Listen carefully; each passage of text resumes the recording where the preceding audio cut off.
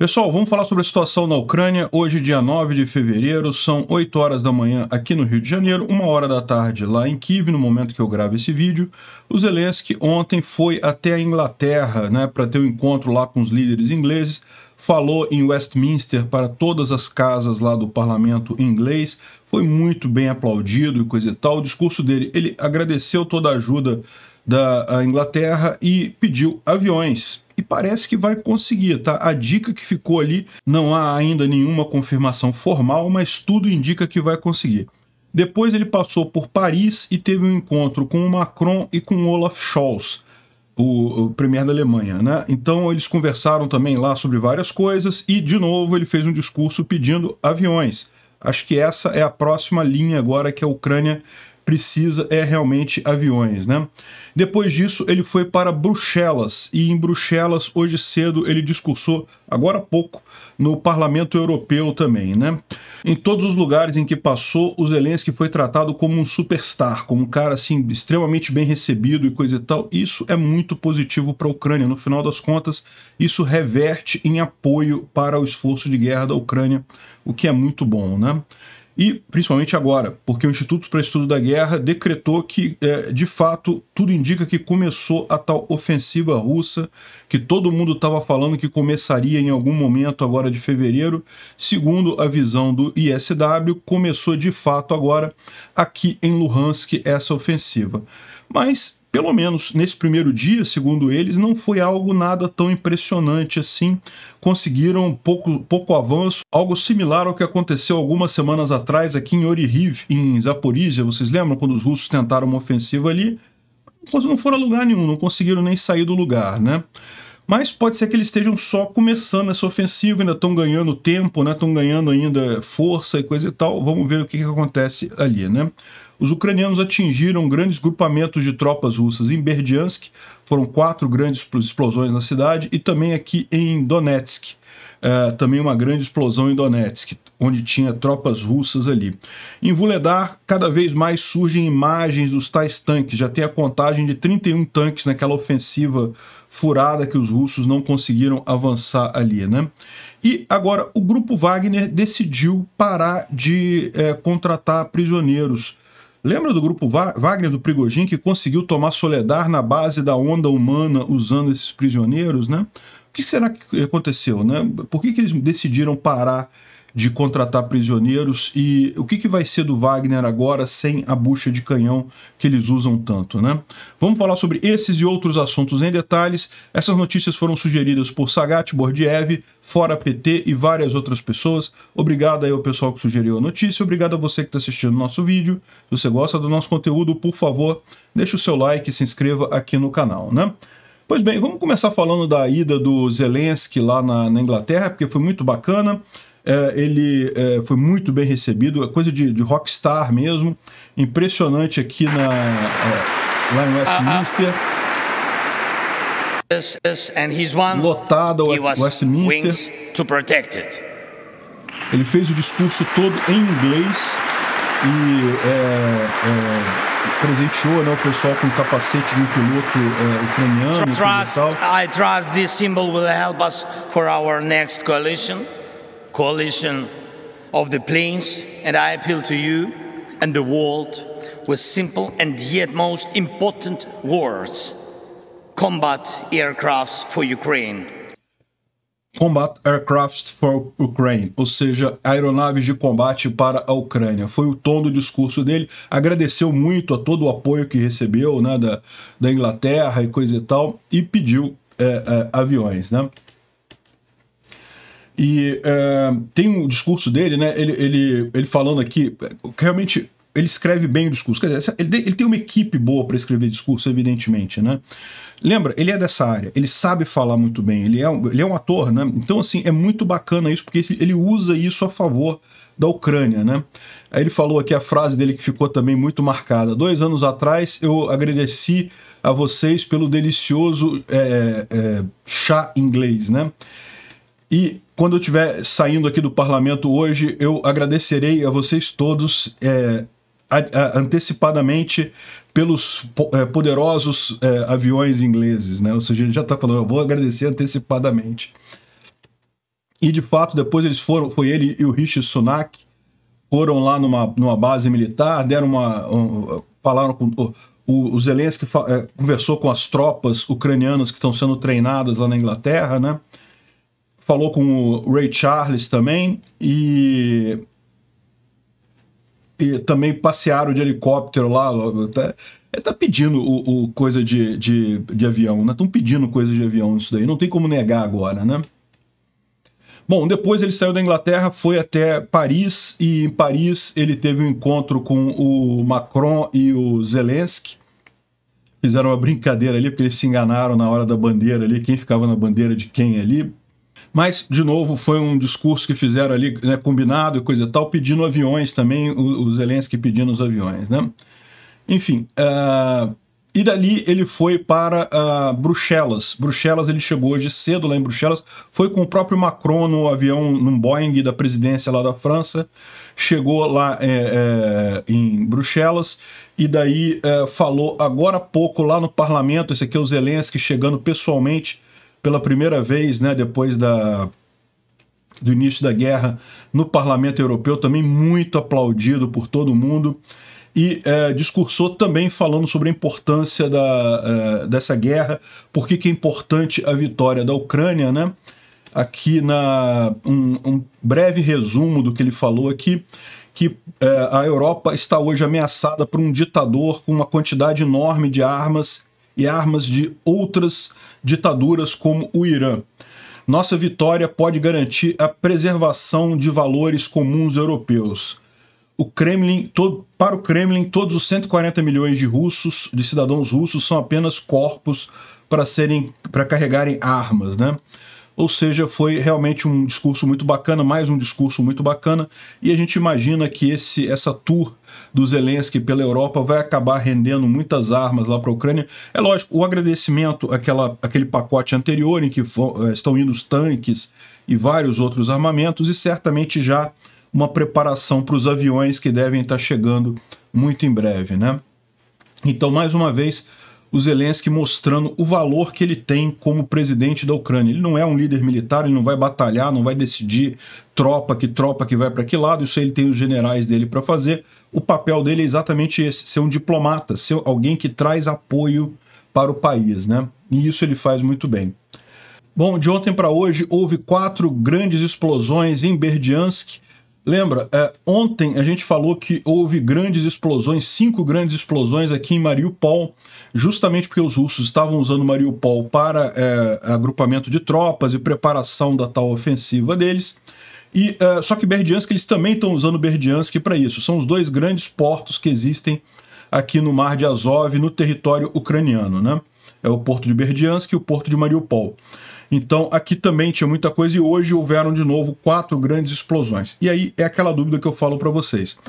Berdiansk está bem no limite do HIMARS. Assim, em tese, se os ucranianos conseguirem botar um HIMARS bem aqui na fronteira, aqui na linha de frente, eles conseguem talvez atingir Berdiansk. Mas é meio arriscado botar HIMARS muito perto da fronteira. Então, nesse sentido, é difícil atingir a cidade. O que pode ter sido? Pode ter sido sabotagem, né? Pode ter sido grupo de sabotagem interno, pode ter sido drone, pode ter sido alguma outra coisa. O que está reportado, a gente não tem as imagens do que aconteceu, apenas o reporte aqui dos canais ucranianos que houve essas explosões em Berdiansk hoje. E aqui tem um outro canal falando que explodiram um centro de treinamento que estava cheio de mobiks lá, de mobilizados russos, né? Explosões muito fortes ouvidas em toda a área da cidade ocupada. Aqui é um outro relato independente aqui do que aconteceu lá em Berdiansk, de ontem para hoje isso. E isso daqui foi em Donetsk. Donetsk, essa grande cidade aqui, que também é usada como uma grande base pelos russos, né? Lembrando, Donetsk era uma cidade muito grande, mas hoje em dia não tem mais quase ninguém aqui, depois que foi ocupada ainda em 2014 pelos russos. Então virou basicamente um deserto essa cidade aqui, e tem sido muito usada pelas tropas russas aqui como forma de suprimento aqui a linha de frente, né? E o que foi atingido aqui foi um hotel antigo, um hotel e um cinema do lado antigos que estavam sendo usados como base russa ali na região, né? no distrito de Leninsky, o prédio do antigo cinema Stol recebeu muitos danos e coisa e tal. Enfim, mais um ataque ucraniano ali. No total foram, ao longo dessa noite, foram 7 concentrações de tropas e áreas de munição das forças russas que foram atingidas aí por ataques ucranianos, né? Bom, antes da gente falar do início da grande ofensiva russa lá em Luhansk, vamos falar um pouco aqui de Vuhledar. Lembra que a gente mencionou já há algum tempo atrás que os russos estavam tentando usar o mesmo local, a mesma região para fazer o mesmo ataque ali em Vuhledar e conseguiram perder muitos tanques, muitos blindados, muita morte de pessoal. E estão surgindo agora cada dia mais vídeos sobre isso. Eu não posso tocar esses vídeos aqui porque o YouTube não gosta, mas esse daqui é um grupamento de um tanque aqui na frente e 3 BMPs aqui, que são blindados de transporte de pessoal acompanhando o tanque. E o tanque é atingido por artilharia e daí os BMPs tentam recuar, aí um deles recua fora do traçado da trilha aqui, acaba sendo atingido por uma mina, e o outro também sai fora e explode mais adiante. Ou seja, só aqui pelo menos 3 blindados russos foram perdidos nessa coisa. Aqui no final você vê os soldados todos indo embora, abandonando os tanques aqui, os que sobreviveram, evidentemente, abandonando os tanques aqui, né? E aqui tem um videozinho mostrando a contagem, né, dos tanques perdidos ali na região de Vuhledar. 3, 5, aqui vai até 8, nessas tentativas de avanço que os russos tiveram, né? 9, aqui tem o 10, 11... Caramba, isso aqui realmente é um monte aqui num lugar só. Eu confesso para vocês que eu não sou um grande especialista em estratégia de tanques, mas me parece que esse tipo de coisa de botar um monte de blindado junto assim não é uma boa estratégia. A minha questão é, será que isso daqui é porque houve uma coluna que tentou avançar, aí os ucranianos destruíram o tanque, aí o tanque ficou parado lá, né? Ficou destruído no meio do caminho. Aí a outra coluna, na hora de tentar novamente chegar pelo mesmo lugar, acabou sendo apanhada ali naquela mesma região. Será que é isso que aconteceu aqui? São 19 tanques aqui, né? O 20º ali, 21º, 22º, 23º, 4º, 5º, 6º, 7º, vai até o 31 aqui, ó. Um monte de tanque destruído naquela região ali de Vuhledar, justamente em função desses últimos ataques aqui, né? E o Tatarigami, ele complementa aqui dizendo que 1 semana atrás, mais ou menos, eu disse que o inimigo, né, os russos, colocaram uma brigada do 3º Corpo do Exército e agora, eu acho que, como ele disse que os russos revelaram isso, ele pode colocar um pouco mais de detalhes para o público, né? E tá aqui a informação do exército russo confirmando que mandou essa brigada, e parece que o inimigo decidiu utilizar o batalhão voluntário Alga, que é parte da 72ª Brigada do 3º Corpo do Exército, né? Não confundir com o ucraniano, que também existe uma 72ª Brigada ucraniana. É uma brigada formada basicamente por tartars, né? O povo tartar, que é uma etnicidade ali da região da Crimeia, inclusive, principalmente da Crimeia, mas que com a União Soviética os tartars foram tirados dali, distribuídos pela Rússia inteira, e parece que é formado predominantemente por tartars, embora não completamente, Volga-tartars, né? Então são tartars da região do Volga.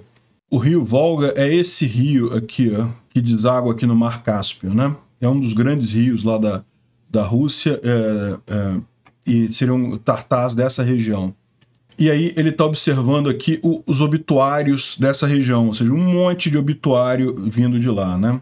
Isso é outra indicação de que tanto a 155ª quanto a 40ª Brigadas de Marines não tem mais capacidade de fazer assaltos na região, e a ponto de usarem batalhões do exército, né, mobilizados para manter alguma pressão ali na região, né? O resultado é, como previsto, desastroso. Então, bem interessante essa história aqui, né? Aqui também é um vídeo gravado dentro de Vuhledar pelas tropas ucranianas, né? Então o pessoal mostrando aqui Vuhledar totalmente destruído lá pela artilharia russa, né? Evidentemente, a cidade em si não serve mais para nada, não tem mais nada ali, mas conforme o pessoal fala, tá ainda muito tranquilo a situação ali dentro para as tropas ucranianas, né? E ele está falando aqui que o ataque que foi feito em Vuhledar foi feito com 2 companhias, com tanques e BMPs, aquele ataque principal, né, que eles chegaram a ficar bem próximo aqui. A gente mencionou para vocês, eles chegaram a atingir essa região aqui, ó, né, e acabaram sendo jogados de volta para cá, né? Então, esse ataque chegou a ser bastante forte com tanques T-80 e coisa e tal, mas foi totalmente repelido. Lá em Bakhmut, o Kianin fala da situação lá, a situação continua bastante séria e coisa e tal, mas os ucranianos estão no controle. Ele falou para todo mundo ficar tranquilo, que ele continua controlando a situação lá, mas a gente vai ver daqui a pouco que Bakhmut realmente está deteriorando a situação, né? Mas ainda está no controle ucraniano e, segundo ele, ainda está tranquilo. A grande novidade, realmente, é, como eu falei, na região de Kreminna, né? Na região de Kreminna, a gente sabe que já há algum tempo os russos têm expandido as ações ofensivas aqui. A gente já falou isso há algum tempo, que eles já mudaram de defesa para ataque há algum tempo. A questão toda é que, segundo o Instituto para Estudo da Guerra, nesse momento eles já comprometeram boa parte das principais tropas deles aqui na linha de frente, o que indica que isso já é o avanço, a tal ofensiva principal russa que está sendo prometida, né? Só que não conseguiram avançar muita coisa não, né? Ou seja, eles estão avançando aqui, tentaram avançar em vários pontos aqui, mas não teve nenhum grande avanço que eles conseguiram ontem. Ao contrário, os ucranianos conseguiram pegar um monte de prisioneiros, né, muito mobilizados e coisa e tal. Então, conseguiram um monte de prisioneiros de guerra ali em Kreminna. E também a visão da tentativa russa não parece ser algo muito forte, não. Aonde eles tentaram avançar ali em Dibrova, aqui nessa região aqui da floresta, né? Dibrova é é um pequeno vilarejo aqui, né? Onde eles tentaram avançar aqui em Dibrova, Kuzmini, não fizeram muito sucesso, não. Foram rapidamente destruídos pelos ucranianos, né? E também de presente o primeiro BMP-T, que é o famoso Terminator, foi destruído próximo a Kreminna. Esse é um BMP mais poderoso aí, né? O BMP é um blindado de ajuda, de apoio à infantaria, né? Então é um IFV muito forte dos russos, é muito moderno, cheio de recursos e coisa e tal. Os russos não têm muitos deles, se não me engano uns 30 no máximo, e esse é o primeiro que foi destruído agora nessa região de Kreminna. Tá as imagens dele aqui, né? E o próprio Igor Girkin, ele tem feito algumas críticas aqui, dizendo que a situação lá em Vuhledar até Svatov, apesar de mais gritos de vitória na propaganda da internet, a situação não mudou significativamente nos últimos 2 dias, né? Algum avanço tem sido feito em Bakhmut. O único lugar que tem ocorrido avanço é em Bakhmut, e em tese eles dizem que Krasnohora já estaria sob controle do Wagner. A gente vai ver que isso ainda não bate com a informação que a gente tem, mas a cidade de Bakhmut em si ainda é controlada pelo exército ucraniano. E não há um cerco operacional de Bakhmut ainda, uma vez que ainda existe uma rota, que é aquela O0506, que os ucranianos ainda conseguem usar para tirar e fornecer suprimentos lá para a Ucrânia, para o pessoal que está lá em Bakhmut, né? Então o que ele está falando aqui, como a gente pode ver, essa informação dele de que Krasnohora caiu não é verdade. Os ucranianos ainda estão em Krasnohora. Mas realmente a situação aqui, do jeito que está aqui, está bem crítica. É muito provável que os ucranianos abram mão de Krasnohora muito em breve. Eles estão praticamente num cerco aqui, né? Mas Bakhmut em si ainda está muito longe de ser tomada. Os russos já estão desafiando a T-0504, que nesse mapa aparece com H-32 aqui, e também a M-03 também já está pressionada aqui. Então essas duas grandes vias não podem mais ser usadas pelos ucranianos, ou é muito difícil de serem usadas pelos ucranianos, porém ainda resta a O0506, que é essa outra via aqui, que é uma via asfaltada, é uma via, não é uma enorme autoestrada, mas é uma estrada bem definida e que permite ainda ser abastecido aqui as tropas em Bakhmut, né? De qualquer forma, como a gente tem falado, a aparência que dá é que os ucranianos já estão retirando, pelo menos da parte leste da cidade, aqui já estão recuando para o rio Bakhmutka, né? Nessa região aqui. Ele fala aqui sobre outros pedaços do fronte que não tiveram grande mudança também, e coloca aqui, ó, com base na análise de informação fragmentada, o último assalto em Vuhledar foi repelido com muitas perdas de unidades da força russa, né, participando ali. O que não é surpreendente, uma vez que eles estão tentando atacar diretamente por vários meses o mesmo lugar, um lugar extremamente fortificado e muito inconveniente para quem ataca e muito fácil para quem defende. A gente já explicou essa situação lá de Vuhledar, né? Uma cidade que fica um pouquinho mais no alto e tem muitos prédios altos e tem uma grande área em torno que não tem nada, é um pasto, é uma planície sem nada. Então o inimigo não tem onde se esconder para chegar em Vuhledar, ao passo que os ucranianos do alto dos prédios conseguem atingir qualquer coisa que eles queiram ali, né? E aí ele fala também sobre a questão lá incriminar Svatov, que não tem confirmação dos sucessos da Força Armada Russa em Kupiansk. A gente falou sobre isso também, né? Que aqui em Kupiansk havia informação de que os russos teriam conseguido tomar Dvoroshny, aqui essa cidade aqui, mas não está confirmado isso. Eles conseguiram avançar alguma coisa, tá? Mas é aquele negócio, caso clássico de avanço na zona cinza. Conseguiram avançar dentro da zona No Man's Land, né? Na terra de ninguém aqui nessa região. Bom, vamos dar uma olhada aqui mais sistemática na linha de frente com a thread do Defmon, né? Ele traz pra gente isso aqui mais sistemático, pra gente garantir que não deixamos de falar de nenhum pedacinho da linha de frente. O Defmon fala que os russos estão atacando Sinkivka, essa cidade aqui próximo a Kupiansk, né? Sinkivka, nesse coisa aqui, essa cidade aqui, ó, ela realmente é uma cidade que hoje está nas mãos dos ucranianos, mas segundo o Defmon está sendo atacada pelos russos, né? Pode ser que eles tenham conseguido avançar ali. Vamos aguardar um pouco, porque ele próprio fala aqui que não tem evidência visual desse avanço russo.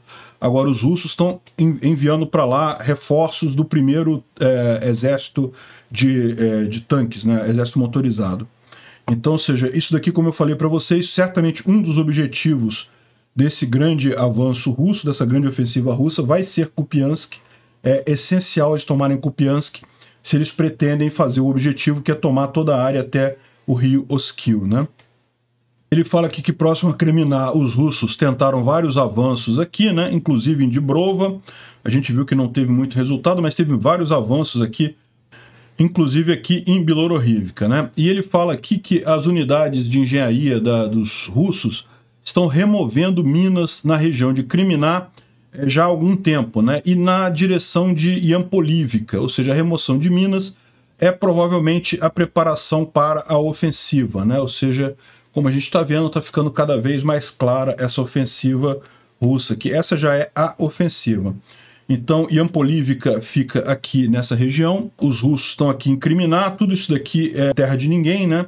Então eles estão removendo as minas aqui, provavelmente preparando para uma grande ofensiva nessa direção, em direção a Yampolivka. Além disso, um dos objetivos deles também é Siversk, né? Siversk fica mais aqui ao sul, mas foram parados em várias tentativas. Repara a quantidade de locais em que os russos estão tentando avançar, né? Realmente mostra uma coisa muito mais ampla do que a gente está acostumado. O que a gente vê aqui é de tempos em tempos uma setinha dessas aqui em alguns cantos, né? E agora a gente está vendo realmente uma quantidade enorme de setas aí em várias direções, muito embora também sem grandes avanços, né? Onde eles estão conseguindo avançar, ou pelo menos avançaram até ontem, hoje não parece ter nenhuma grande mudança, é justamente aqui na região de Bakhmut, né? Em Bakhmut eles estão cada vez mais próximos aqui de fechar o cerco, ainda não fecharam o cerco. Os ucranianos ainda têm a T-0504, a M3, que são difíceis de usar, mas em tese ainda é possível usar essas vias, e tem a O0506, que ainda é completamente livre, que eles conseguem usar, né? Então a situação aqui não está fácil. está deteriorando bastante, mas não houve nenhuma mudança de ontem para hoje, e a estratégia ucraniana parece contar mesmo com isso daqui, né? Bakhmut é muito fácil de defender, vai ser muito difícil dos russos conseguirem de fato fazer o cerco na cidade, né? Ainda mais agora que a gente vai ver que o grupo Wagner parece que está saindo de cena. A gente vai falar mais adiante sobre isso. Parece que a culminação daquela briga com o Putin e o Prigozhin está saindo fora dessa guerra, né? Vamos ver isso. Enfim, mas de novo, você vê como é que é avanço em várias direções aqui, o que significa exatamente que essa grande ofensiva russa começou já, né? Mas aqui ao sul também, repara quanta tentativa de avanço russo em direção a Avdiivka e coisa e tal. É lógico que a gente sabe, como eu expliquei para vocês, né? Nem todas essas tentativas de avanço são tentativas reais de ofensiva. A maior parte é só para segurar as tropas ucranianas na região, impedir que elas sejam usadas como reforços em outros lugares, né? O que a gente está acreditando que realmente é a principal ofensiva é aqui realmente em Luhansk, aqui entre Svatov e Kriminá. Todas essas outras frentes aqui, é lógico, eles vão querer avançar, né? Vão tentar avançar, vão procurar problemas na linha de frente ucraniana, mas não são tentativas significativas, né? Mas repara a quantidade de tentativas, né? Realmente muito grande. E aqui, novamente, parece que teve mais uma tentativa de avanço russo aqui próximo a Vuhledar. Lembra que nessa região aqui eles exploraram, né? Eles exploraram muito essa região aqui de Mikilsk, e agora eles estão explorando esse lado de cá, né? Embora tenha essa área vermelha grande aqui, isso aqui eu não sei se é verdadeiro não. Tá? Os russos falaram que estão batalhando no sentido de Blohoyavenka, que é essa cidade aqui, mas eu não acredito que eles estejam tão longe quanto está dizendo aqui, né? Muito mais provável, essa disputa está acontecendo mais aqui embaixo. De qualquer forma, eles estão tentando nesse sentido, porque aqui eles tentaram e não conseguiram. E aqui o comunicado do Instituto para Estudo da Guerra falando que, olha só, as forças russas retomaram a iniciativa na Ucrânia e começaram sua grande ofensiva no Oblast de Luhansk, né? Ou seja, essa grande ofensiva que o pessoal vem falando há tanto tempo aí, é lógico, como eu expliquei, ninguém vai falar assim, oficialmente começamos agora, não é isso?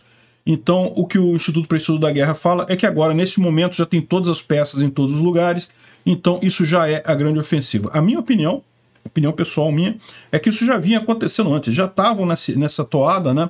Tanto que a gente tem falado para vocês já há alguns dias que a iniciativa lá em Kriminá era dos russos. Os ucranianos estão segurando as tropas ali, não estavam mais conseguindo avançar como eles chegaram a avançar mais cedo, estavam segurando os russos por ali, né? Enfim, essa grande ofensiva certamente é um risco, não é uma coisa fácil de ser lidada. As tropas russas, embora sejam compostas em sua maioria por mobilizados, pessoas com pouca experiência e pouco treinamento, ainda assim é muita gente, então é esperado que os russos consigam fazer alguns avanços. A grande questão é até onde eles conseguirão ir, né? E o quanto eficiente será a Ucrânia em, primeiro, segurar os russos e, segundo, causar o máximo de danos nessas tropas russas. O primeiro dia foi ótimo, o dia de ontem foi excelente. Russos não avançaram praticamente nada e tiveram um monte de prisioneiros de guerra, né? Tomamos um monte de prisioneiros de guerra deles, um monte de danos, então, em princípio, tá ótimo, mas aquele negócio, como eles mesmos falam aqui, que o ritmo das operações na linha entre Svatov e Kriminá aumentou significativamente ao longo da semana passada. Ele está reconhecendo que, na verdade, esse negócio já aumentou, já tem algumas semanas, né? Os russos já empregaram elementos significativos de pelo menos 3 grandes divisões russas nessa operação lá em Luhansk, o que indica que a ofensiva começou.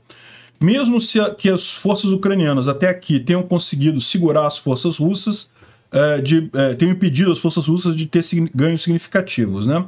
A ofensiva russa provavelmente ainda não atingiu seu tempo completo, tempo no sentido de ritmo, né, de intensidade completa. O comando russo ainda não comprometeu ou ainda não empregou elementos da 2ª divisão de rifles motorizados, que está já na região do Oblast de Luhansk em janeiro, depois de ter sido tirada de Belarus, né? Então, as forças russas estão gradualmente começando a ofensiva, mas esse sucesso não é garantido nem determinado.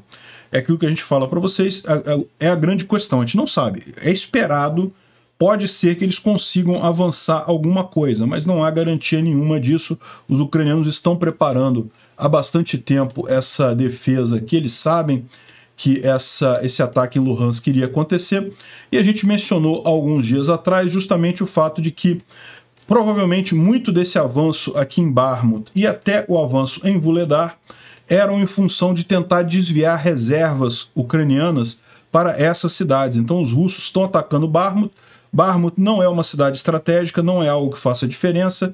Vuhledar é uma cidade estratégica, mas também o objetivo principal aqui de todos esses pequenos ataques na linha de frente é que os ucranianos comprometessem reforços aqui. Mas os ucranianos, de forma muito esperta, conseguiram manter Bakhmut sem comprometer muitas reservas ali, de forma que eles têm reservas para segurar esse iminente avanço russo aqui na região, né? Repara como é que a artilharia aqui foi bem mais profunda, aqui com muito mais coisa. Eles certamente vão começar aqui por Kupiansk e também aqui por Kriminá, né? Ou seja, esse é o grande alerta de hoje. Começou. Vamos ver como é que caminha nos próximos dias. Até aqui não foi nem um pouco impressionante. Uma preocupação adicional que a gente tem, né? Lembra que a gente mencionou há poucos dias atrás que um comandante russo ali na região de Bakhmut falou de uma estratégia que os ucranianos estão usando de usar drones em massa, né? Vários drones para tentar fazer todo o controle aéreo das tropas russas e depois usar artilharia e morteiros para atingir as tropas russas. Isso estava sendo muito efetivo, isso estava acabando com a mobilidade deles e coisa e tal. Ou seja, os ucranianos têm usado muitos drones nessa guerra, né? E olha que coisa, né?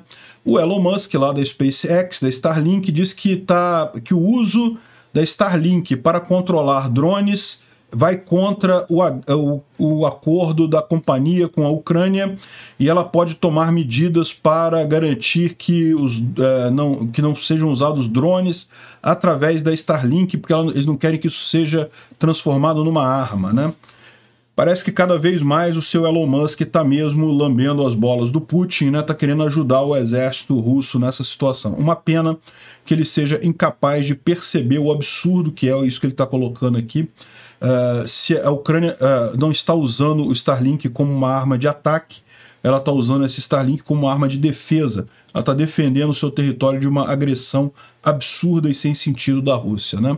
O problema do Elon Musk é o medo dele de uma hectacombe nuclear que ele não percebeu ainda, que não vai acontecer. Os russos não têm essa capacidade. E aqui, para você ver como é que essa questão dos drones é delicada, o Necromancer traz aqui um comunicado do pessoal ucraniano falando sobre novos supressores de drones dos russos, né? Então estão dizendo que os ucranianos agora estão perdendo muitos drones na região de Artemovsk. Artemovsk é Bakhmut, né? É a mesma coisa. A cidade antigamente se chamava Artemovsk e depois da independência da Ucrânia da União Soviética eles mudaram o nome para Bakhmut. Então, segundo isso, é porque os russos têm uma nova arma de electronic warfare nas trincheiras, estão usando um supressor qualquer que acaba destruindo os drones, né? Então isso é um alerta para o pessoal. É esperado que eles façam esse tipo de coisa. De acordo com as crônicas militares, devido à operação desse tipo de dispositivo na parte sul de Bakhmut, eles liberaram algumas posições do exército ucraniano no outono e no início do inverno de 2022, né? E o exército ucraniano quase parou de fazer reconhecimento aéreo e jogar granadas na região ali devido a essa arma deles lá, né? A questão justamente é saber quanto que eles têm dessa arma e se isso realmente não tem como ser contornado de outra forma, né? Bom, uma informação importante aqui, os procuradores holandeses lá do Tribunal de Haia, que estão julgando o caso do MH17, vocês lembram o MH17, aquele voo da Malaysia Airlines que saiu de Amsterdã em direção a Kuala Lumpur, isso em 2014, e foi atingido por um míssil antiaéreo quando sobrevoava a região da, entre aspas, República Separatista de Donetsk. E a gente sabe que quem deu a ordem para derrubar o avião foi o Igor Girkin, ou Igor Strelkov, que é o criminoso de guerra. Hoje ele está afastado do exército russo justamente por conta disso. Ele já foi condenado no Tribunal de Haia, ele e mais 3 colaboradores dele. e agora há a informação de que o Putin pessoalmente aprovou a entrega dos mísseis Buk, que são esses mísseis antiaéreos ali, né? Isso pra gente não é novidade nenhuma, é o que eu falo pra vocês desde o início. Nunca houve nenhum movimento separatista em Donetsk.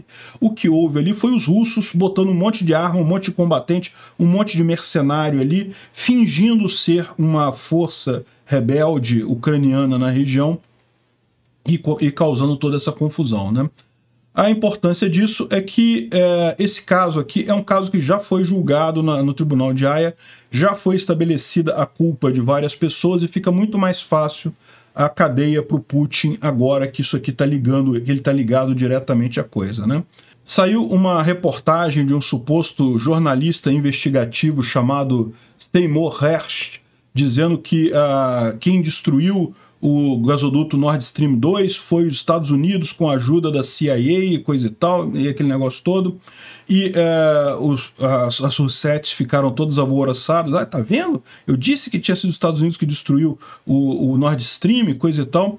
Mas, olha só, não tem nada confirmado. Esse cara é um pateta que já criou toda uma teoria de conspiração em cima de Osama Bin Laden e coisa e tal, que ele apresentou como fato, e depois foi tudo desmentido dele. Então, o cara é um jornalista investigativo, mas não é dos melhores. E muito provavelmente essa história agora, novamente, é mentira também dele, né? Embora, deixando muito clara a coisa, se foi isso, se foi os Estados Unidos que fez isso, é perfeitamente válido. A Rússia está agredindo todo mundo, tem que ser contida a qualquer custo. Qualquer ação agressiva contra a Rússia vale nesse momento. A Rússia que começou a agressão, qualquer violência agora é defensiva, né? Mas mesmo assim, eu ainda acho que foi a Rússia que causou a explosão do Nord Stream. É o que faz sentido nesse contexto, né? Bom, uma novidade bastante curiosa, o Prigozhin fez um comunicado oficial dizendo que o recrutamento de prisioneiros de guerra pelo Wagner foi completamente parado. E aí o curioso dessa história é que lá em janeiro, né, haviam 50 mil mercenários Wagner e 40 mil deles eram prisioneiros recrutados, né? E foi justamente essa massa de gente que permitiu que o Wagner tomasse Soledar e fizesse esse grande avanço que complicou a situação ucraniana ali em Bakhmut, né? E a gente sabe que o Wagner está com muita dificuldade de recrutar prisioneiros, ele não tem conseguido recrutar prisioneiros justamente porque o pessoal percebeu a roubada que é para ir para lá, a maior parte dos prisioneiros morreu na linha de frente, então pode ser que seja simplesmente isso, eles não estão recrutando mais porque eles não conseguem recrutar mais. Mas o que parece ser interessante nessa história é que, na verdade, não foi isso, tá? Pode ser duas outras coisas. Vocês lembram do Bereg, que morreu ontem, e que há indicação de que ele teria sido morto por mercenários do Wagner, que eram ladrões, eram criminosos e voltaram a agir como criminosos na Ucrânia, o que não é nem um pouco surpreendente. Então pode ter a ver com isso, mas o mais provável de tudo é ordem direta do Putin, né? É o que o Girkin fala aqui, ó. O Dmitry está trazendo essa informação. O Girkin está falando sobre o fim do recrutamento de prisioneiros pelo grupo Wagner, e ele acredita que isso daí foi uma ordem que veio de cima. Ou seja, foi o Putin que falou, acabou essa brincadeira.